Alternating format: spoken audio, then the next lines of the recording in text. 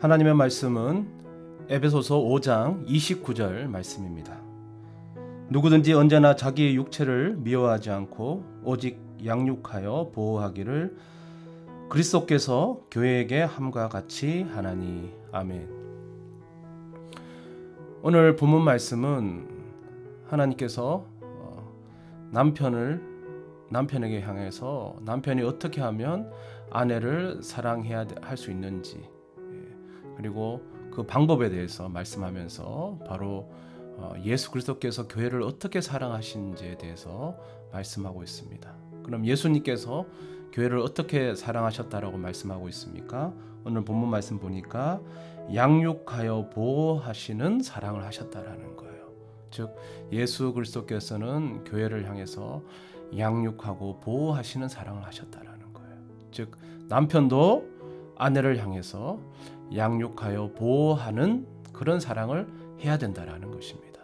자, 그러면 이 말씀은 비단 남편을 향한 말씀에만 해당되는 것이 아니라 우리 가족 서로 간에 행복을 이루기 위해서 서로를 바라볼 때 바로 양육하여 보호하는 사랑을 해야 되겠다라는 말씀을 우리에게 주고 있습니다. 자, 그러면 어떻게 하는 사랑이 양육하고 보호하는 사랑일까요?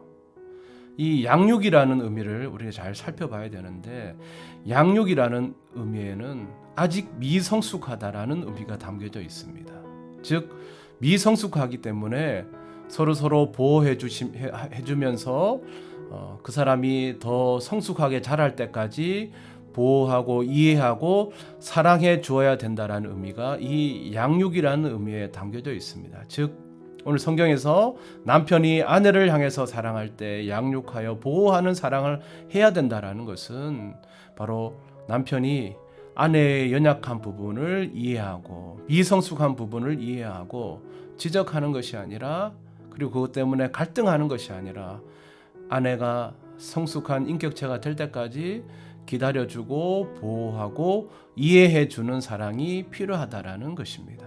그런데 이 말씀은 비단 남편을 향한 말씀에만 해당되는 것이 아니라 아내를 향한 말씀이기도 하고 바로 우리 모든 가족 구성원들을 향한 하나님의 말씀입니다. 바로 우리가 가족 서로 구성원들을 바라볼 때 바로 양육하고 보호해주는 사랑을 할 때 바로 우리 가정은 행복한 가정을 이룰 수가 있다라는 말씀을 하고 있습니다. 자, 그러면 오늘 주신 말씀처럼 서로가 양육하고 보호해주는 사랑을 하기 위해서는 우리가 어떤 자세를 가져야 될까를 생각해 보도록 하겠습니다. 그 첫 번째는 무엇이냐?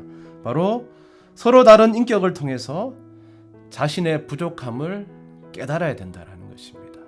즉 하나님께서는 너무나 다른 아내와 남편을 만나게 해주셨어요. 즉 서로 가치관도 다르고 취미도 다르고 성격도 다르고 여러 가지 모든 부분에서 서로 다른 인격체를 하나님께서 만나게 해주셔서 부부를 이루고 가정을 이루게 하셨다라는 거예요. 그런데 거기에는 어떤 의미가 담겨져 있습니까?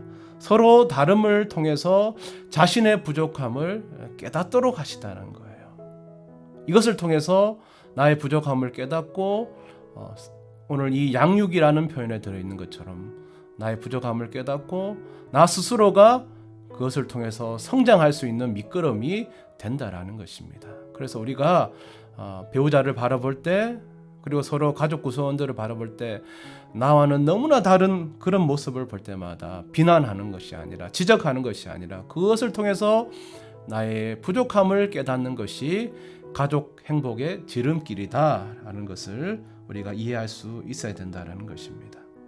자, 두 번째는 무엇이냐? 바로 하나님은 우리 너무나 다른 가족 구성원들을 통해서 바로 내 안에 있는 옛사람들을 다 없애고 내 옛사람이 죽을 수 있도록 하는 바로 그런 중요한 훈련 파트너로 하나님께서 우리 배우자를, 우리 가족들을 보내어 주셨다라는 거예요. 즉 무엇이냐 하면 우리가 가족 관계에서, 부부 관계에서 가장 힘든 부분은 바로 나의 고집, 서로 간의 자존심을 내세우면서 서로 갈등하고 싸우게 된다라는 거예요. 그런데 여기서 이 부부간의 갈등에서 나 자신이 먼저 죽으면 되는데 내 안에 있는 옛사람이 죽지 못하는데 이 갈등의 중요한 원인이 있더라는 것입니다. 내 안에 아직 죽지 못한 혈기가 있고 분냄이 있고 미움이 있고 그리고 옛사람에 버리지 못한 나쁜 습관들이 있더라는 것입니다. 우리 주님께서는 교회를 사랑할 때 바로 양육하고 보호하시는 사랑을 통해서 우리 주님은 어떻게 사랑하셨습니까? 십자가에 죽기까지 사랑하셨습니다. 즉 우리도 내 안에 아직 죽지 못한 그 옛사람을, 옛 혈기를, 그리고 옛 분냄과 옛사람의 그 미움의 그 모든 것들을 우리도 예수 그리스도처럼 십자가에 못 박는 그런 훈련이 필요하다라는 거예요. 왜냐? 우리는 아직 양육되어야 될 존재, 즉 부족한 존재이기 때문에 그렇다라는 것입니다. 세 번째는 바로 원수 같은 우리 아내, 원수 같은 남편, 원수 같은 자식들을 통해서 우리는 주님을 바라볼 수가 있어야 된다는 것입니다. 우리는 가족 간의 갈등을 통해서 가정을 꾸려간다는 것이 너무나 힘들고 고달픈 인생이라는 것을 깨닫고 내 힘으로는 가정을 온전히 이끌어갈 수 없다라는 것을 처절하게 깨닫게 된다는 거예요. 그것을 통해서 우리는 우리 예수 그리스도를 온전히 의지할 수밖에 없다라는 것입니다.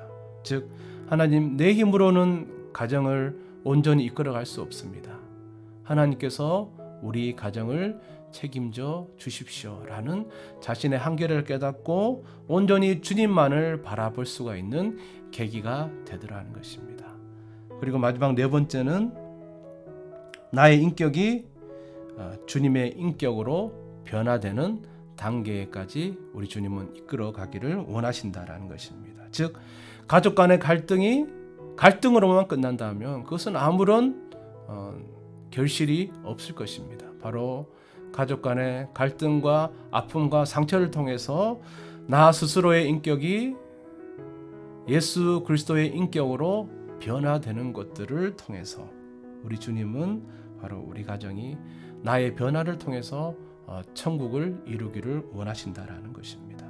오늘 우리 주님께서 교회를 사랑하시는 방법, 양육하여 보호하시는 그 사랑을 통해서 나 자신이 먼저 예수 그리스도의 인격으로 변화되어서 성숙한 인격을 통해서 나 자신의 변화를 통해서 바로 하나님께서는 우리 가정에 작은 천국을 이루시기를 원하신다라는 사실을 여러분 꼭 기억하시고 나 자신이 아직 더욱더 성숙하고 더욱더 성장할 수 있는 그런 인격차가 될 때까지 온전히 주님만을 바라보며 온전히 주님만 의지하며 살아가시는 우리 모든 가족 구성원들 되시기를 주님의 이름으로 축원드립니다.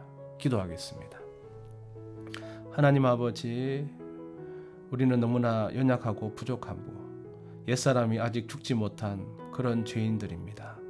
우리 주님께서 교회를 향해서 양육하고 보호하는 사랑을 하셨듯이 하나님, 우리가 서로 가족 구성원들을 바라볼 때마다 아직 더 자라나야 되는 그런 존재임을 서로 이해하며 그 예수 그리스도의 인격을 닮아가는 그날에 이르기까지 서로 이해하고 사랑하고 기다려줄 수 있는 그런 예수 그리스도의 사랑을 베풀게 하여 주시옵소서. 예수님의 이름으로 기도드리옵나이다. 아멘.